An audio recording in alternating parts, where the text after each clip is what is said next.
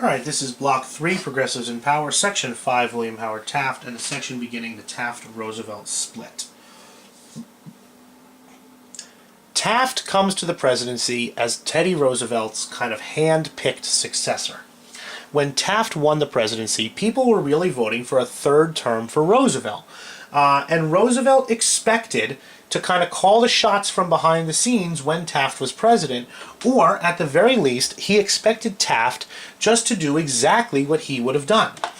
Taft was his own man, and although he was not as flamboyant and energetic as Roosevelt was, he certainly had some ideas about where he wanted to take the country.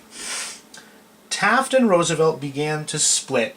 Originally we saw with the tariff issue, but especially over trusts. Roosevelt believed only in breaking up bad trusts, while Taft believed in breaking up all trusts. Roosevelt wanted more involvement in foreign affairs. Taft, as we saw, was less of an interventionist.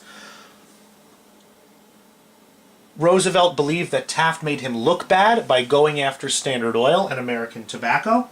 But really, when you come down to it, Roosevelt did not like the fact that Taft was running as his own man.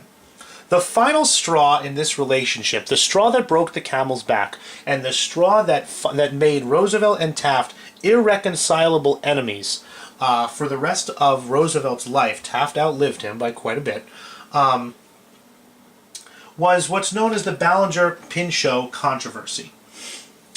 Ballinger and Pinchot were both members of Taft's administration. Pinchot was the head of the forestry department, and if you remember, Roosevelt was really into conservation of federal lands and forests. Ballinger was the Secretary of the Interior, in charge of everything that went on, like on American lands.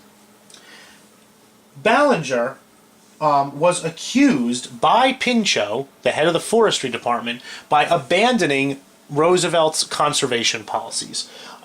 Ballinger was accused of not caring about the environment. Ballinger was accused of only caring about the big companies that exploited the environment, and this became a very public, it was an issue that got, fanned a little bit out of control. Ballinger did not want to destroy the environment. All Ballinger wanted to do was allow more use of environmental lands by business. Pinchot was completely against this, and he charged Ballinger with abandoning federal conservation policy. Very publicly, ex-President Roosevelt sided with Pinchot, who he had appointed. And very publicly, President Taft did not side with anybody, but kind of kept his cards close to his vest. Finally, Taft kind of had enough of the controversy. He took Ballinger's side and fired the forestry department head, Pinchot. This was the last straw for Roosevelt, and he publicly broke with President Taft, and then went and said, "You can't trust this Taft character. You can't believe a word he says. He's not a progressive. He's not a trustbuster. And guess what? I'm running for president against him." Well, they were both Republicans. And the problem was, the Republicans can only nominate one person. When the Republicans met, so this was for the election of 1912, when the Republicans met to nominate their president, they had a choice: Roosevelt or Taft. Taft was the sitting president. Taft controlled, because he was the sitting president, Taft controlled all the levers and mechanisms of power, but Roosevelt was much more popular. Taft used the powers behind the scenes and the fact that he controlled the levers of the Republican Party to get himself the nomination. So the Republicans in 1912 nominated President Taft to run in 1912. Roosevelt could not take defeat sitting down, as you can probably imagine from what you know about Roosevelt's character. He said to the Republicans, "Fine, screw you, pretty much. I'm going to go create my own party." And he did. And he named it the Progressive Party. And at one point, somebody asked him, "Mr. President, how are you feeling? Are you up for this? Mr. President, Mr. Roosevelt?" And he said, "I feel as strong as a bull moose." And the bull moose became the symbol of Roosevelt's Progressive Party. And this was a little sign for the bull moose.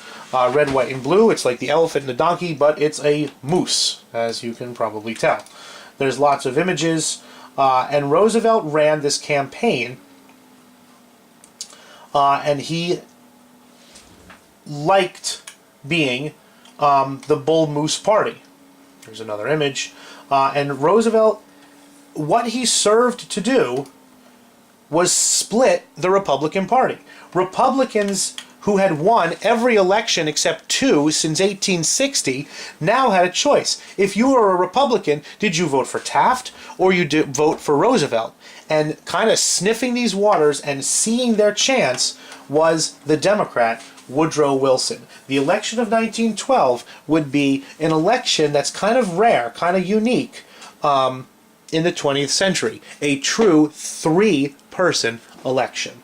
And it all came about because of the split between Roosevelt and Taft.